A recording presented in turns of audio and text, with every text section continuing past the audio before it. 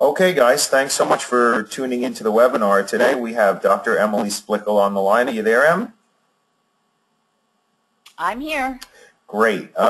We are very excited to announce a new joint venture between KettleBell Concepts and Evidence-Based Fitness Academy. There's a new course on the docket created by Dr. Splickle called Bells and Bare Feet. She will tell you more about it and about our upcoming training in June. At the Lucille Roberts on 42nd Street, but it's very exciting. It'll lead to potentially a full credential for Dr. Emily's Barefoot Training Specialist credential, as well as if you are interested in kettlebells but don't think that you're quite ready for a full day level 1 training, this will give you a little bit of a taste of kettlebells. But for more on this, we're just going to turn it over to Dr. Splickle right now, and she'll tell you all about it. We're really excited. Thanks again for tuning in.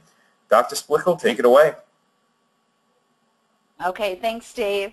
Thanks, everybody, for tuning in. Again, as Dave Gannulin was saying, we are very excited by this joint venture between EBFA and KettleBell Concepts called Bells and Bare Feet, where we are starting to explore the benefits of two of the hottest trends in the fitness industry right now, kettlebell training and barefoot training. What are the benefits if we do combine these two techniques? Is it safe? Is it effective? And which clients or athletes would this be the most effective for? Again, as was mentioned, our first workshop that we're having for this Bells and Bare Feet is going to be on Saturday, June 2nd at Lucille Roberts 42nd Street in New York City. This is from 10 a.m. to 12:30 p.m. So it's a 2.5-hour teaser. We're going to be working out for 45 minutes where you are doing an actual barefoot kettlebell workout, and then you're going to learn the why behind both of these two training techniques. You can register on either the KettleBell Concepts website or the EBFA website, and if you have any questions, please feel free to reach out to either David or myself.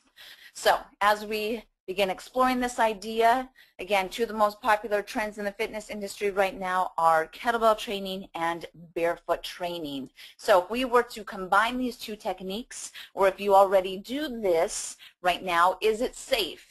Right? A lot of people may be a little bit hesitant, thinking, why would you ever do kettlebells barefoot if you have this risk of injury, dropping the bell on your foot, fracturing your foot, etc., etc. Perhaps it is beneficial to do kettlebells barefoot, right? And if you are already doing your kettlebells barefoot, how can you better design your barefoot kettlebell workout actually using science and research? So a big mission behind EBFA is that everything that we are doing has to be evidence-based. So we are sharing with you the reasons and the why behind doing those kettlebells barefoot. So as we begin to explore this workout and this course, we need to understand what are the two benefits behind kettlebell training and barefoot training, so when we merge them, perhaps they may complement each other very well. So kettlebells, benefits of these, if you're new to kettlebells, and a lot of this might be kind of new and exciting for you, kettlebells are awesome for increasing strength, endurance, agility, balance, all at the same time. They're increasing your cardiovascular endurance. They are integrating dynamic total body movements. One of my favorite aspects of kettlebell training is that it is activating both your concentric and eccentric contractions through every movement. That means that your body is accelerating and decelerating at a timed coordination movement between all of those joints and with every movement. So neuromuscular efficiency is extremely important in your clients with movement imbalances or your athletes where you want to improve performance. Specifically, going a little bit further into the benefit of kettlebells and kinetic linking, kinetic meaning force and energy, right? How can we activate these muscle activation pathways the best to benefit our clients and athletes the most, right? Our foot is the foundation to human movement, to every muscle activation pathway we have. If you are standing on the ground, that means that movement is starting with your foot. So if you take off those shoes and you integrate the important information that you're getting from the bottom of the foot thousands of receptors on the bottom of the foot that are activated with every single shift in your body's center of gravity. You may be better activating your muscle activation pathways. The more efficient you activate those muscle activation pathways, the more kinetic release your body will hold and, again, release with each movement. So kettlebells and postural control, this is another huge component behind the kettlebell training, right? Anyone who's familiar and has taken the KettleBell Concepts Level 1 is familiar with the shift in the center of gravity created by the handle and the unique design of a kettlebell. It is that constant shift in your body's center of gravity that is activating your neuromuscular pathways. The more that we activate and challenge our body's center of gravity, the more adept you will be as a human being and as an athlete. So again, every movement that we do, efficient human movement, whether it's just everyday activity or it is athletes, requires constant neuromuscular input to control our center of gravity. And this is done through kettlebells.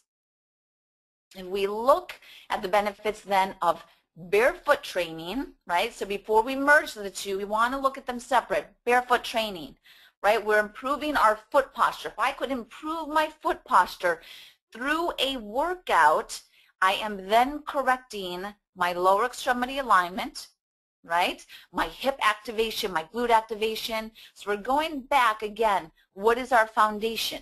If we could strengthen our foundation, could that possibly better enhance my muscle activation pathways? And the answer is yes. So we want to start exploring that, right? Improve balance and stability through barefoot training.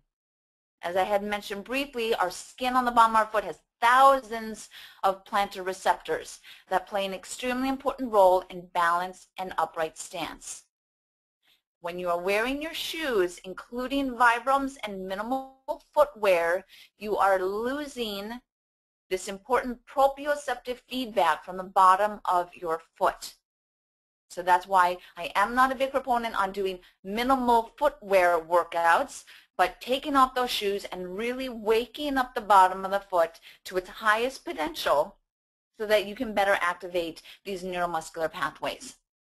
Last one we're going to look at is the benefits of barefoot training for improved performance. Again, I teased this idea a little bit, how the bottom of the foot is our foundation to human movement.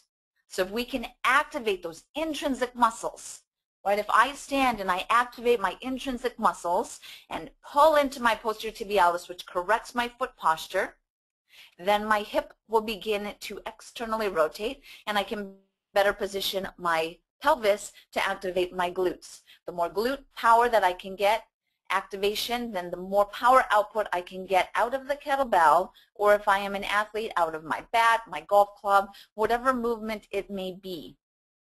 So again, true optimal muscle activation pathways must begin with the bottom of the foot and then transfer all the way up to the rest of the body. Okay, so again, we're taking an evidence-based approach. Everything must be backed by evidence, right? Barefoot kettlebell training.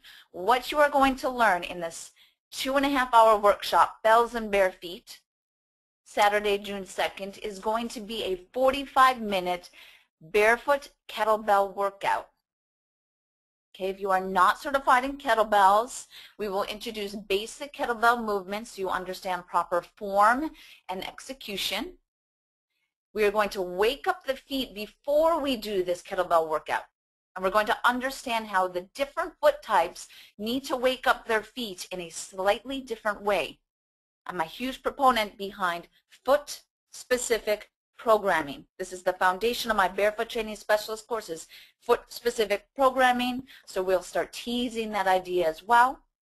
We're going to do some barefoot progressions, again, depending on the different foot types.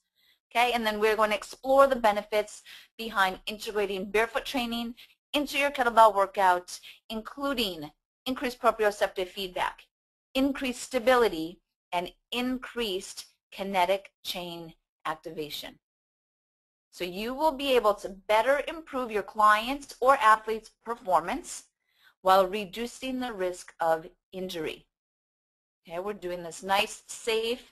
Again, we're not doing a minimalist kettlebell workout. We are taking the shoes completely off, really waking up the bottom of the foot.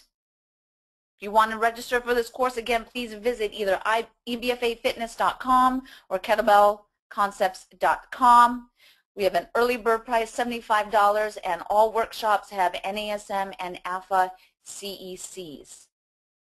Workshop starts at 10 a.m., goes till 12:30. If you have any specific questions, please reach out to myself at education@ebfafitness.com or KettleBell Concepts info@kettlebellconcepts.com. So if anyone has any question, please feel free to type it in. And again, if we do not get to your question, you can always reach out and email us. Okay, if you're interested in hosting a Bells and Bare Feet workshop or any of the EBFA or Kettlebell Concepts workshops, please feel free to reach out to either David or myself. So we have one question. It is exploring the benefits behind minimalist footwear and kettlebell workout. So this attendee is saying that he currently uses his Vibrams to do kettlebell workouts. What is the difference between doing a Vibram or minimalist-based workout and being completely barefoot? So I teased this idea a little bit more.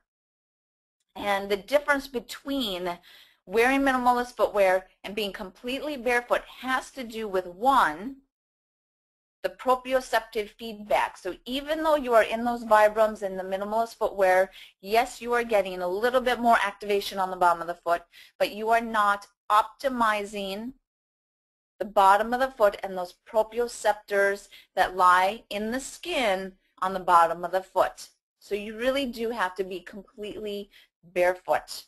I know some clients are a little bit hesitant. You know, you can encourage basic health guidelines, but as much as you can, encourage them to explore this idea of being completely barefoot. Okay? Second reason why you want to be completely barefoot and not in your minimalist footwear is because we are getting true activation of all of our intrinsics.